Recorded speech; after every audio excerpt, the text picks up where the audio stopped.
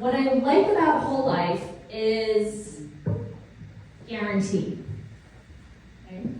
There's a guarantee. I don't know about you guys, but for me in my life, I need certainty. And I need certainty about where my money is going to go, how I'm going to be living my life in the future, and just preparing everything. And in life, there's two guarantees. The first guarantee is death. Okay? Memento mori. I don't know if you guys know Ryan Holiday. Does anybody know Ryan Holiday? He's a Stoic philosopher. Okay, so he writes a lot of books on Stoicism and philosophy, and he has this coin that he sells called the Memento Mori coin. And on my birthday, I'm on his email list, and he sent an email saying, would you like to purchase a Memento Mori for your birthday, and gave a discount. But usually I don't like buying things for myself, but I like buying gifts for others, so I bought a whole bunch, and I started handing these out as birthday gifts to my friends, and surprisingly, my friends actually appreciated it, because my new group of friends now understand life and death, and know that death is a guaranteed event. Okay? It's not if I'm gonna die, it's when am I gonna die. And it's gonna happen, and we have to be prepared, and this is Ryan Holiday. I was able to get some autographed books. That's my thing now, ever since I got into real estate investing. I love reading books. I love meeting the author, and I love getting autographs. So this is when I met Ryan Holiday. And he said, you can leave life right now. Let that determine what you do, say, and think. Okay. So you never know when you're going to come and go, and you should live every life to its best abilities. The second guarantee is with your whole life insurance policy. Okay? The cash value in your whole life policy is a guarantee. It's your money, and it's guaranteed that you're going to have access to it. Right? So that's what got me interested in whole life, because I liked the fact that it was guaranteed and it wasn't speculative. So how many of you guys are into whole life? Some people already have policies. Jason, for sure, right? Nisha, I met. Joe, right? So you guys know who this is? Right? This is the godfather of infinite banking concept, being your own bank. Okay? And he said, this is his book, Becoming Your Own Banker, and I've read so many books on whole life insurance policies, and this is one of the good ones to read. And he says, plan as if you're going to live forever, and live as if you're going to die today. So you need to plan for your life, because you don't know when you're going to die, but you want to live as if you're going to die today, right? And that's what we need to do with our lives. We need to prepare our lives for the future and plan accordingly, because when we die, then we can plan for that as well. So I'd like to ask this question of 1 plus 1. So what is 1 plus 1? 10, 6. All right, well, on average, 1 plus 1, you guys know I'm picking with you guys. 1 plus 1, normally, my nieces and nephew would say 2. Correct? And I want you guys to understand it's a paradigm shift. When you see a 1 plus 1, you need to change the way you think from now on. And that's what you need to do when you're looking at whole life insurance. It's going to be a mindset shift, and it's hard for people to grasp, but once you understand it, you know that it's going to be working efficiently for you. So think of 1 plus 1, and hopefully after this presentation, you'll understand what 1 plus 1 will equal, or can equal. So when you're starting a whole life insurance policy, before you do anything, everyone needs to set their financial foundation first. Okay? You have to have safe assets. And that has to be your base foundation. Everyone needs to have a base foundation first before you start investing into other assets. So some of the safe assets, they're also known as tier 1 assets. These are guaranteed, they're liquid, you have a prudent return, and most importantly, you have control. Control of the liquidity. So tier 1 assets means that you have access to these funds within 48 hours. So these include your checking account, your money market account, any cash you have liquid, Your whole life insurance policy is considered a tier 1 asset, and also precious metals. Anything that you can exchange immediately to get cash and liquidity is known as a tier 1 or a safe asset. You should have about 10 to 20% of your income that's coming in allocated going towards your safest assets and your safest returns. This is how you build your foundation. And if you have your money in a savings account, if you transfer that into a whole life insurance policy, you'll have it work much more efficiently for you. Some people know IULs, and I'm going to go over into that as well, but IULs are not tier 1 assets, but whole life insurance is. Also, when you save into a savings account, which you should roll over into a whole life insurance policy, you should have about 6 months and ideally up to 24 months of your income, okay? Just to have it for your protection. Quick question. IUL. Yes. What's IUL? I'm going to go over all of that. Okay. All right. Yes. So my goal for you guys for this presentation is just to get the basics and foundation down, just like our financial foundation that we need to set. And you need to grow upon that because this topic can get very heavy and very confusing. And I intentionally didn't show any illustrations today because I want everyone to understand how this policy works first. Once you understand how the policy works, then we can look at numbers and dig more into it, but I just want everyone to understand how the concept works initially. So after you have about 6 months to 24 months of your income in a safe tier 1 asset, then you can start utilizing those funds for investments, for medium risk investments. And these are tier 2 and tier 3 combined. So what is a medium risk? A medium risk is something with limited control, limited collateral, and your cash flow may come, may not come. And these can be in hard assets like real estate, if you're doing hard money lending, or if you invest in like syndication deals, multifamily deals. These are known as medium risks or tier 2, tier 3 assets. And the highest risk, which right now is becoming really popular, is like crypto, okay? Or startup companies. These have no guarantees, no collateral, it's very speculative, and you can lose 100% of your investment. You should not be investing in any high-risk investments until you have about 90% of your funds and savings and your money put in a tier 1 asset and then a medium risk asset. Once 90% of your savings are in these solid foundations, then you can use 10% of your income to invest in the high risk assets. Okay? But you have to build your solid foundation first, and that's why whole life also gets a bad reputation because it's sold to everyone. But I don't think everyone can handle the whole life insurance policy until you get your finances straight. So whenever I speak to potential clients, I get to know them first, to know where they are, where they want to go, and what their goals are. And depending on what their needs and their wants are, then I'll recommend whether they should get it, whether they should not get it, and what types that they should do. Okay. But it's not for everyone because not everyone has a solid financial foundation. So it should be provided for anyone who has a solid foundation first. So like I said, whole life insurance is a tier 1 asset. This is the most valuable asset that banks look at. I don't know if you guys have heard of BUENO. It's called bank-owned life insurance. Banks love life insurance. Okay. Bank of America has $13 billion invested in whole life insurance policies. JP Morgan has $7.1 billion. And Wells Fargo has $16.8 billion. All in tier 1 whole life insurance policies. There's also something known as COLI. COLI is corporate-owned life insurance. Corporations also love whole life insurance policies. Note I didn't say IUL, but they love whole life. These are some of the companies or corporates that do have whole life insurance policies in their assets column.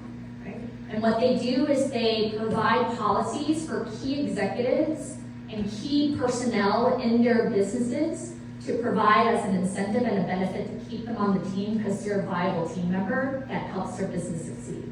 So that's how they lure these high C-suite executives to work on their team. So you guys know who this is, Warren Buffett? Okay. I love this quote because it's so simple. Okay. The evidence is out there. If poor people would just do what rich people do, they wouldn't be poor anymore. Okay. When I got into real estate investing, it opened up my eyes like tremendously. Like I started thinking about money. I never used to think about money. As a dentist, I had so much student loan debt. I was over $1 million in student loan debt, and I'm still paying off my student loans now. I thought having degrees and titles was the way to go, and even though I was drowning in student loan debt, I was going to take on more debt to get my PhD, which is when I realized I'm going down the wrong path.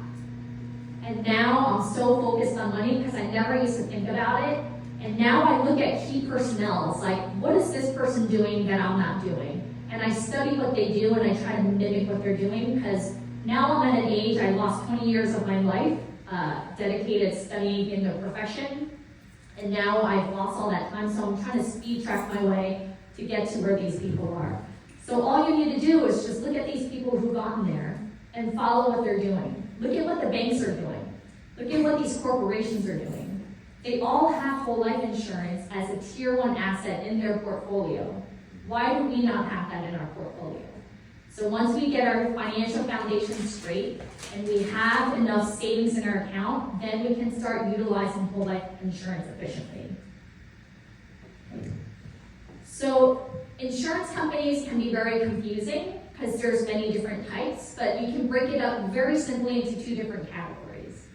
You have insurance companies that are stock insurance companies. Stock insurance means that there's shareholders. There are people who own this company, insurance company, and they must eat first. They eat before any policyholder eats. Okay? You, if you sign up for an insurance with the stock insurance company, you're going to eat last. Okay? These people who have invested into these companies are going to eat first, which is why policyholders are not shareholders in stock companies. What you do need to look at is for mutual insurance companies. Mutual companies, the policyholder, if you have a policy in a whole life insurance company with a mutually owned insurance company, you are a shareholder. You are an owner. Okay? So I don't know if you saw my shirt that I have, my sweatshirt. Okay? I'm part of Pace's Owners Club. Okay? Everyone's goal should be to be an owner. Okay? And he started Owners Club because the mentality of owners and those who participate are very different. And you need to think like an owner. So when you look into insurance companies, you have to think, do I want to be a shareholder and an owner of this insurance company? Or do I want to be a participant and just keep paying money and not knowing where your money goes and having these C executives get their share and their bonuses before you get paid? So think like an owner and act like an owner, if you want. I mean, that's what I would recommend. That's why you guys are all here, I'm sure. So between those 2 insurance company types, there's different types of life insurances, okay? I'm sure you guys have heard of all these terms before: term insurance, convertible term, universal life, whole life, and I'm going to go into each of these types of life insurances. So most people are familiar with term insurance. Term insurance provides protection for a limited amount of time, depending on the term of years that you sign up with them. It could be 10 years, 20 years, 30 years, whatever it is. If you die within that time frame, your beneficiaries get a windfall of money. If you don't pass away within that time frame, game over. Nobody gets anything, and if you die after the term is over, your family doesn't benefit at all. Scam. It's a scam. Secondly, If you buy a term insurance that's 30 years, let's say you get it at the age of 30, and then at the age of 60, your term insurance expires, and now you want to get life insurance, you're older now, you're in a higher risk category. Now it's going to be more expensive for you to acquire life insurance that most people at that age do not get life insurance. So just think about that when you're thinking about term. It's sort of like renting. You keep paying rent. A lot of you guys here are real estate investors. You pay rent, you pay rent, you pay rent, and at the end, what do you get? Nothing. Okay? So think about that when you get term. Also, with term insurance, it's a temporary coverage, and the analysis shows that only 1 to 2% of term insurance actually paid out. 1 to 2%. This is a huge moneymaker for insurance companies, and you're participating most likely in stock insurance companies that are benefiting from your hard money contributing to their pockets. If you want to get term, I would recommend that you get convertible term. Okay? Convertible term is a term insurance policy that locks you in regardless of your age and your health.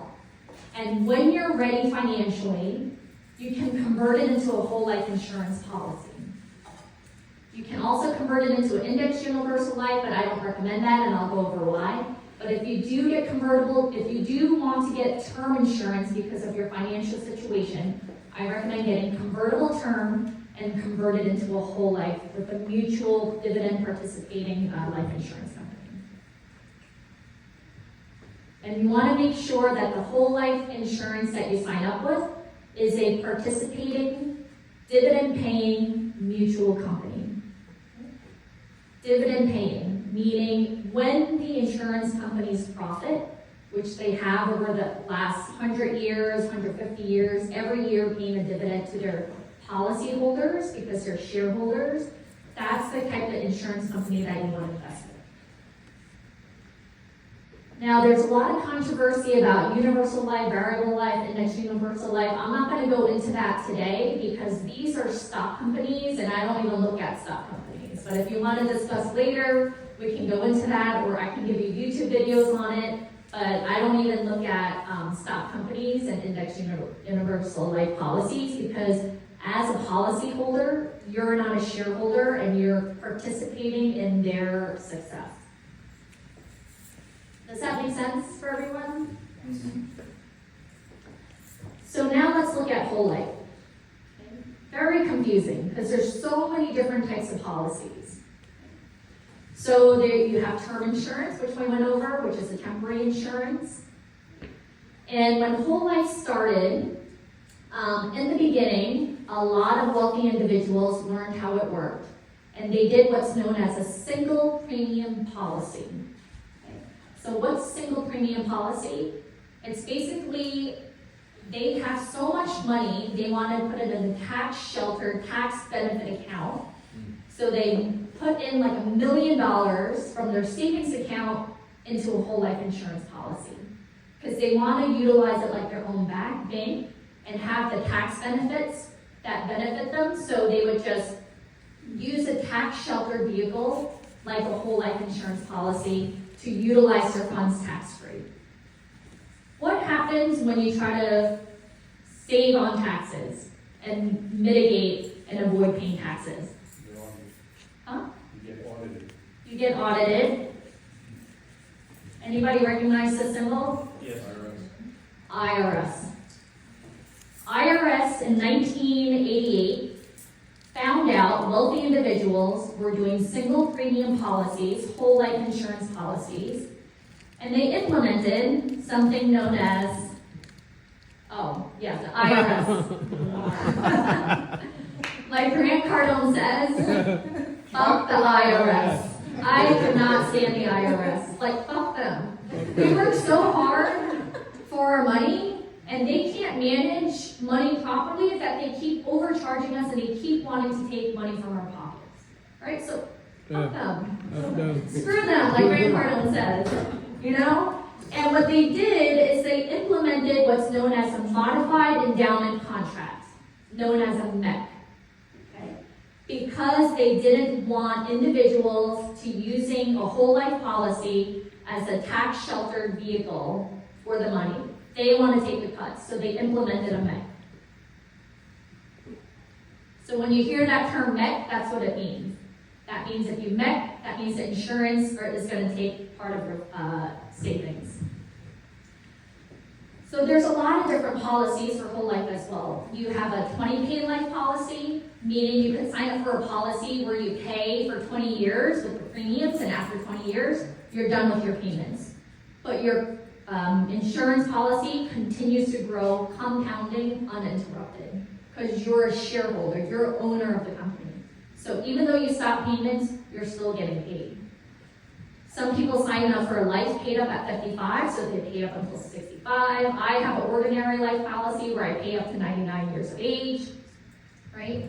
So the IRS said, okay, no more using this as a shelter vehicle, tax sheltered vehicle. You need to utilize this as a death benefit, meaning you have to insure your life. You can't just use it as a savings account, okay? And that's what all of these policies are. These are policies to cover your life and insure your life with a death benefit. But every time the government makes a rule that makes no sense, they also make rules that tell us what to do. Okay? So if you want to maximize these policies, you need to add rocket fuels to the death benefit, to the insurance you're getting to cover your life. Rocket fuels to the insurance to cover your life, known as paid up additions. So don't get mad. As much as I get mad, I also went to a Tony Robbins event, and you need to just change your perspective. You need to just change your outlook on it and just play the game. Play the game that they wrote the laws for, and boost up your whole life insurance policies, regardless if you get a 20-pay, some people do a 7-pay, 20-pay, life paid up at 65, ordinary policy, whatever you get, boost it up and add these paid up additions. Add boosters on them, okay? So what is a modified endowment contract? Basically, when you pay into a mutual whole life insurance policy, your money goes into the cash value, which is your money, your guaranteed money. It's your savings, and this is also known as paid up additions. When you pay, it also goes to a death benefit, meaning the government wants you to utilize life insurance or life insurance, so you have to get death benefit to support the cash value, your savings that you're putting into the policy. So you don't want to net out, meaning you don't want to put more cash into the policy where you have to pay taxes on it because the government realized you're using it as a tax incentive versus life insurance. So how do you do that? If you want to max it out and put boosters and rocket boosters onto your policy, you can do that, but just play the game. Just add a little bit of term insurance, the temporary insurance. Okay? You add a little more temporary insurance, you cover your life with a little bit more death benefit. Now your life is covered in even or a ratio to your savings or your cash value or your paid up additions. And now you won't MEC out, and now you don't have to pay taxes on the cash. Does that make sense? Okay? Just play the game. So the plan of action is select a base policy, pick whatever policy you want, 7 years, 20 years, paid at 65, ordinary life, whatever you want. Make sure you need to get the death benefit. That's the first thing you need to do. Get a base, your death benefit. Then you add your rocket boosters, max it out, pimp it out, add paid up additions riders to it. As much money you're saving into your savings account, push that into a whole life insurance policy. Get as close to the MEC as possible, but don't cross it. Otherwise, the government is going to tax you on that. So just get to that point where you're just behind the MEC line. And then the base policy and PUA riders are gonna pay dividends. Dividends are the profits that the insurance company is gonna pay you, because you're an owner, you're a policyholder, you're a shareholder. So they're gonna pay dividends. And once you get these dividends, you have multiple options. You can live off of it when you retire.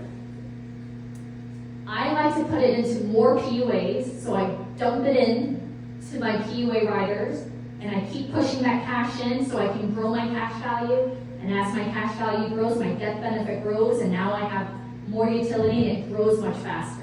So it's putting rocket fuel to your insurance policy. So when we think of premiums, right, we pay car insurance premiums, we pay health insurance premiums, disability insurance premiums, and what happens every year when you pay that premium? Goes up. Disappears. It's gone. It goes to these stock insurance companies with all the investors who invested into the insurance companies because you're not a shareholder, you're not an owner, and they eat, and you get nothing. Mutual whole life insurance, when you pay into it, the misnomer is, oh, the premium is so expensive. That's what I hear a lot. Oh, whole life is so expensive. Whole life is much more than term insurance. But you have to look at what you're getting for what you're putting the premium into it, because it's a misnomer. When you put your money into the premium for a mutually owned dividend-paying whole life insurance, it pays your death benefit, so when you pass, your beneficiaries are guaranteed. As soon as you get the policy signed, if you die the next day, bam, they get paid. You even have a trick. Sometimes when you're filling out an application, you could put in a deposit while you're getting approved. So if you die within the approval phase, because sometimes it could take like maybe 6 weeks, 8 weeks. I had some clients that took a little bit longer due to their age. If you put a little bit of a deposit with your application during the approval process and you die, bam, you get paid. Your beneficiaries get paid. Okay? So it's not going towards nothing like car insurance, your home insurance, your house insurance. It goes towards something, your death benefit. It also goes to your guaranteed cash value. I love guarantees. I love certainty. Okay? Cash value is your money, your savings, your paid up additions. This is yours. You have access to it, you have control over it, and it's liquid within 48 hours. It's a tier 1 asset. So when people say life insurance is too expensive, they're thinking about the wrong things. Again, 1 + 1 for them is always going to equal 2. So you can borrow against it. You can borrow against it. Yes, because it's your money. So when you pay a premium, it doesn't disappear. It goes to the death benefit and your cash value, which is your savings account. Not only that, you get a dividend because you're an owner, you're a policyholder, you're a shareholder. You own a part of this company. And these companies have been paying dividends every year for the past 150 years, never missing 1 year. Every year they paid a dividend, even during the Great Depression. And when you get these dividends, you can also put these dividends back into your death benefit, so it continues to grow, and your cash value, so it grows compounding a lot faster than if you just put it into a savings account. The other great thing about a dividend is because this is guaranteed, it sets a new floor every year. So let's say year 1, you put in 100 grand. Year 2, you collected a dividend of maybe, I don't know, $1,500. Your new guarantee amount, depending on the cash value, gets added. So it could be $101,500. So every year, it just keeps growing and growing and growing. Compounding. Does that make sense? So some people are debtors. They live paycheck to paycheck. If you are a debtor, I would not recommend this until you can get your financial savings under control. What they do is they spend on a credit card, and then they get a paycheck and they pay their credit card bills. Okay? If that's your lifestyle and you live as a debtor, I don't think whole life is for you yet.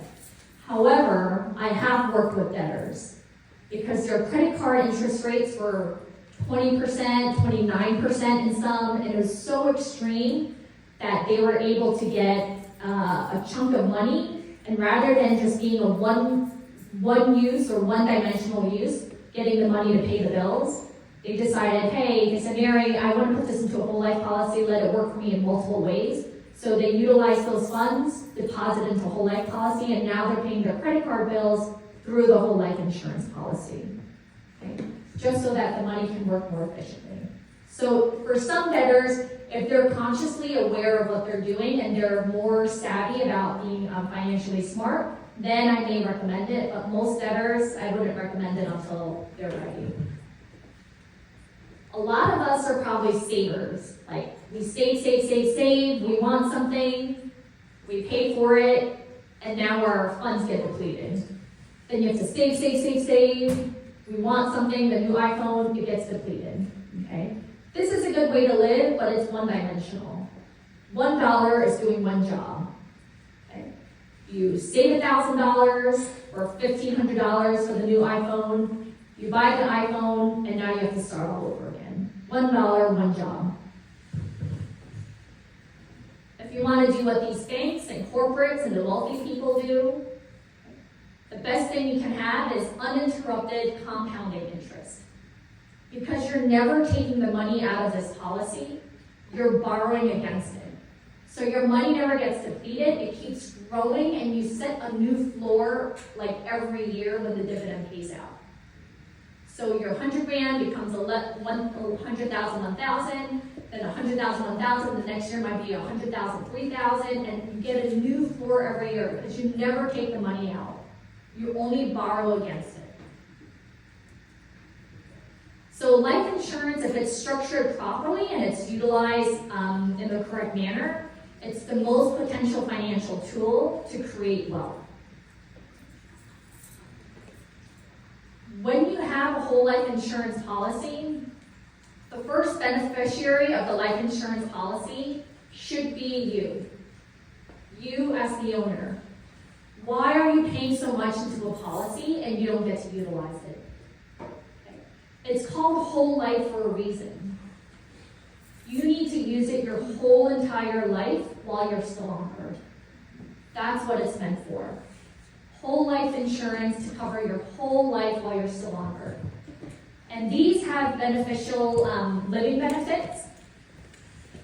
There's something known as accelerated death benefit rider. Okay. As we get older, I have grandparents that are in their 90s and they can't, like I had my grandma, she couldn't walk on her own, she couldn't bathe on her own. So if you get some of these chronic or critical or terminal illnesses, the insurance policies will let you utilize your death benefit, not your cash value, your death benefit, to live off of in higher health. So it's sort of like long-term care insurance that you're able to utilize while you're still alive. Does that make sense? Mm-hmm. So now let's see how you can use this while you're investing with the cash value when you borrow against it to invest in real estate deals. So you never withdraw the funds. What you do is you borrow against your cash value, and when you borrow money, you always have to pay interest on it. So the insurance companies will charge you an interest fee to borrow against your policy, and usually it's about, the maximum is 8%. I just borrowed against my policy, and it was at 4.96%. So you borrow against your cash value for the whole life insurance policy, and then your cash value of your whole life policy continues to grow. When you get those funds, you can use that for an investment. And whatever investment deals you invest in, you want it to be a greater percentage than what you're borrowing against. So if you invest in a real estate deal, some people do it in construction workers to buy machines, you want to charge your business a percentage to borrow your money. So you borrow from an insurance company, you lend it to a business, it could be your real estate investment or whatever it is, and you charge a greater percentage. The only thing that you need when you invest it into a business or another real estate deal is that you need to have an official contract in case you get audited and the damn IRS comes around. So just make sure you're covering yourselves, right? So since you borrow money to invest, you can deduct the 8% against 14%. The loan for a business purpose needs to have proof, so you have to make sure you have a contract that's signed and make sure that it's a legitimate loan. The interest is deductible against the earnings from the investment, and you can write off for the policy loan interest itself, okay, because you're lending to them, so you can write off that loan. So a lot of us are real estate investors because it has a lot of benefits, right? You pay off your mortgage, you get the property, appreciation, depreciation, cash flow, dispo. There's a lot of advantages for real estate, which is why we utilize real estate for financial wealth, right? And whole life insurance policy also has a lot of benefits. Like the premiums that you pay over the years with inflation is actually more beneficial for you because you're paying less money towards the policy, or the value of the dollar is worth less, right? You get cash value, death benefit, a premium for it, increase in death benefit, paid up additions, you can leverage it, it's income tax free, and the death benefit you can utilize while you're still living with the living benefits. So if you use your whole life insurance policy for a real estate deal, you're actually doing like more than 16 jobs with $1. That same dollar is doing multiple jobs. So with life insurance, if you die too soon, you get the death benefit. If you live too long, you can utilize the cash value, and you can utilize the death benefit if you have a chronic or terminal or critical illness. And then you can utilize it for all aspects of your whole entire life, not just pass it on to a legacy when you die. Right? So $1 does multiple jobs. Cash value, death benefit, accelerated death benefit, policy loans, and you can see all of the functions that $1 does in a whole life insurance policy. And when I found out how this works, I was flabbergasted, okay? It can get a bad reputation because if it's not set up properly, it's correct. It will be more detrimental for you, so you want to make sure that you know who you work with is going to be honorable, reputable, ethical in how they set up your policy. But if set up correctly, it can do wonders for you. So when I ask you what 1 + 1 is, 16? Very good. So when I meet with my family, when I started this journey, when Paige said he doesn't like hanging out with his family, I understand now. Because when I bring up these topics, they look at me like I'm crazy, and they say I'm crazy, and they say I'm an adult. And I was talking to my nieces and my nephew, and I said, hey, Caleb, Kira, what's 1 + 1? And they're like, 2. And I said, no, look, and I would draw 1 + 1, and I would say, it equals 11. 1 + 1 equals 11, right?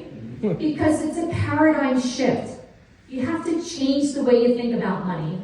And my brothers, and oh my God, my family got so mad at me. They were like, stop teaching them wrong things. I want them to pass the math exam. Can you believe that? Rather than teaching real life values, you want them to pass a math exam? 1 + 1 can equal 11 if you open up your minds to it. And that's what whole life insurance can do for you. So unlearning is the most difficult part than learning. Okay? Sometimes we're so stuck in our heads, we're stuck in the matrix, and we haven't gotten out yet. But you guys are here because you guys are owner mentality thinkers, right? So now you understand how $1 can do multiple jobs with whole life insurance. Any questions? That was awesome.